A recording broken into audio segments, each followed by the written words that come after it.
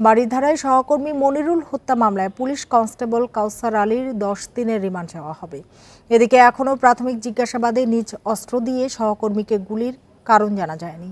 Police জানায় গ্রেপ্তার কাউসার নিজেকে মানসিক ভারসাম্যহীন প্রমাণের চেষ্টা করছে।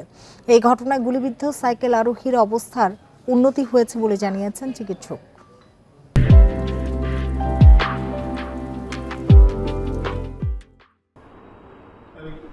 শনিবার মধ্যরাতে রাজধানীর বারিধারার ফিলিস্তিন দূতাবাসের সামনে হঠাৎই গুলির শব্দ। সিসিটিভি ফুটেজে দেখা যায় গুলিবিদ্ধ হয়ে মাটিতে লুটিয়ে পড়ার পরেও কনস্টেবল মনিরুলকে একের পর এক গুলি করেন তারই সহকর্মী কাউসার আলী। দায়িত্ব পালনকালে ব্রাজিলের তৈরি আধুনিক সাবমেশিন টারাস ব্যবহার করতেন কাউসার। এর প্রতিটি ম্যাগাজিনে 30 রাউন্ড গুলি থাকে।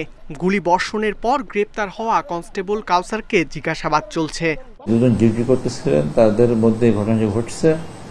কি কারণে ঘটছে এটা আমরা আসলে তদন্ত না করে বলতে পারতেছি না। তদন্ত চলছে এবং যিনি ঘটিয়েছেন তাকে আমরা জিজ্ঞাসাবাদ করতেছি।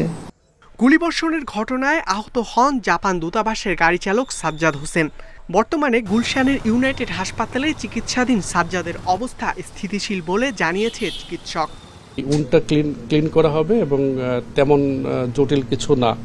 পেশেন্ট এখন পর্যন্ত স্টেবল আছে। সার্জারি করার পরেই আমরা আসলে বলতে পারবো যে তার ফাইনালি কি হবে।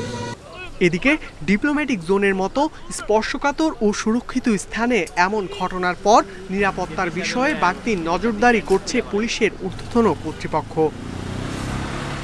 ইকরামুল কবির, ইন্ডিপেন্ডেন্ট নিউজ, ঢাকা।